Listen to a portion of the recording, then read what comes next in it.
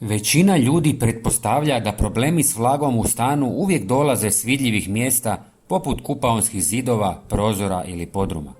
Kada se pojavi neugodni mirisi ili tragovi plijesni, pažnja se gotovo uvijek usmjerava na ista očita mjesta. Međutim, najvažnije mjesto u mnogim stanovima često se nalazi tamo gdje gotovo nitko ne pomišlja provjeriti. Skriveno je, tiho i polako skuplja vlagu bez jasnih znakova upozorenja, sve dok šteta već nije napravljena. U mnogim domovima to je prostor iza velikog namještaja koji stoji neposredno uz vanjski zid. Ormari, kreveti, kauči i komode blokiraju strujanje zraka i zadržavaju hladnoću uz površinu zida. Tijekom hladnih mjeseci topli zrak iz prostora dolazi u dodir s hladnim zidom, zbog čega se stvara kondenzacija. Budući da se taj prostor rijetko pomiče ili provjerava, vlaga se ondje nakuplja mjesecima. Posebno je varljivo to što s prednje strane sve izgleda potpuno u redu, dok se s krivene strane razvija problem. Ta zarobljena vlaga ne utječe samo na zid. Postupno prodire u drvo, tkanine i izolaciju. S vremenom stvara idealne uvjete za razvoj plijesni. Mnogi se iznenade kada pomaknu namještaj i otkriju tamne mrlje, neugodan miris ili ljuštenje boje.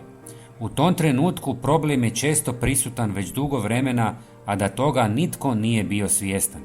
Dodatni razlog zašto taj prostor postaje posebno vlažan je lažan osjećaj sigurnosti koji pružaju grijanje i povremeno provjetravanje. Mnogi vjeruju da je zagrijavanje prostorije dovoljno da se vlaga ukloni. U stvarnosti, toplina sama po sebi ne rješava problem ako nema pravilne cirkulacije zraka. Kada je namještaj prislonjen uz zid, zrak ne može slobodno kružiti i vlaga nema kamo otići.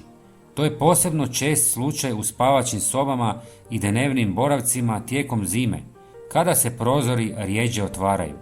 Dobra vijest je da sprječavanje ovog problema ne zahtijeva skupu opremu niti puno truda, već i mali razmak između velikog namještaja i zida može znatno poboljšati strujanje zraka.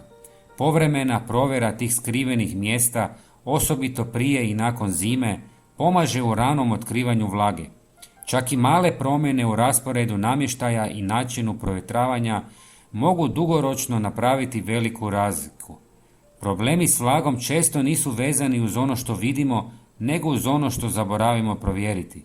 Obratite li pažnju na najmanje očita mjesta u svom domu, možete spriječiti dugotrajna oštećenja, neugodne mirise i nepotrebne popravke.